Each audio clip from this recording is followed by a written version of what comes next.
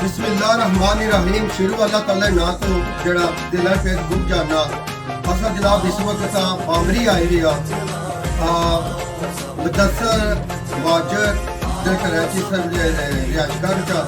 इतना असल जनाब बामरी ने मेयर भाई शाह साहब मौजूद न भाई साहब मौजूद न फारूक साहब मौजूद है। ये सारे इंटरनेशनल एयरपोर्ट ने टीम एहसान आईना पहले भी इसको पहले मीटिंग कराई थी। आज बादल साहब को भाई शाह साहब स्पेशल गुजारिश की थी कि जरूर तुम आखना वै और असा कि एयरपोर्ट के बारे थोड़ा दसो तो कि ऐसा कोई वीडियो तक या कोई ऐसे तारीख कुछ पहुंची है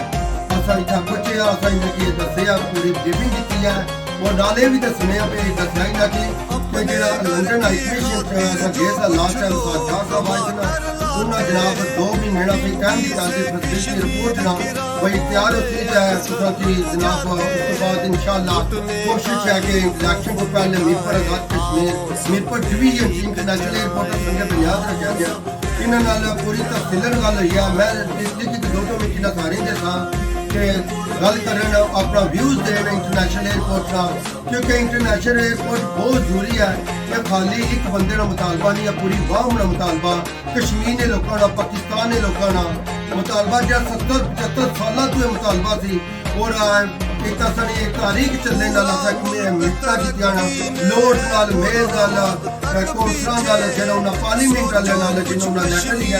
वजीर आजम पाकिस्तान मियां शहबाज शरीफ अच्छी बार में आजम मीर ऑफिशियली ऐलान किया कि मीरपुर आजाद कश्मीर इंटरनेशनल एयरपोर्ट होना चाहिए और इंशाल्लाह बहुत जल्द फैसिलिटी रिपोर्ट भी लगती और संगे बुनियाद भी रखा जाती। मैं ज़्यादा गल्ला ना करना मैं जनाब अपने बेर साहब भाई शाह साहब दोनों की आस्था के प्लीज तुसा कोई 2 मीटर एयरपोर्ट पर दीजिएगा।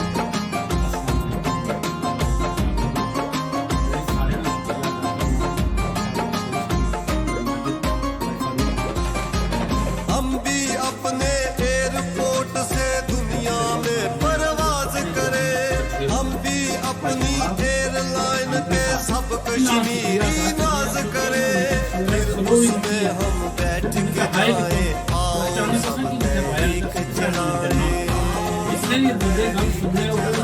बात फ्रेंड कौन सा हर कुछ स्टॉप तो नहीं होगा डेड एंड भी जारी रहती है चंद डेड सुनने थोड़ी इंशाल्लाह जारी होगा। बहुत शुक्रिया जी प्यार साहब मेयर साहब से जनाब बड़े अच्छे अंदाज में अल्लाह ताला रजा दिया ने ये अपने तली तारीख नानी कम से भाई सारे नालों असली आवाज नाल आवाज बनाई है और इंशाल्लाह आखिर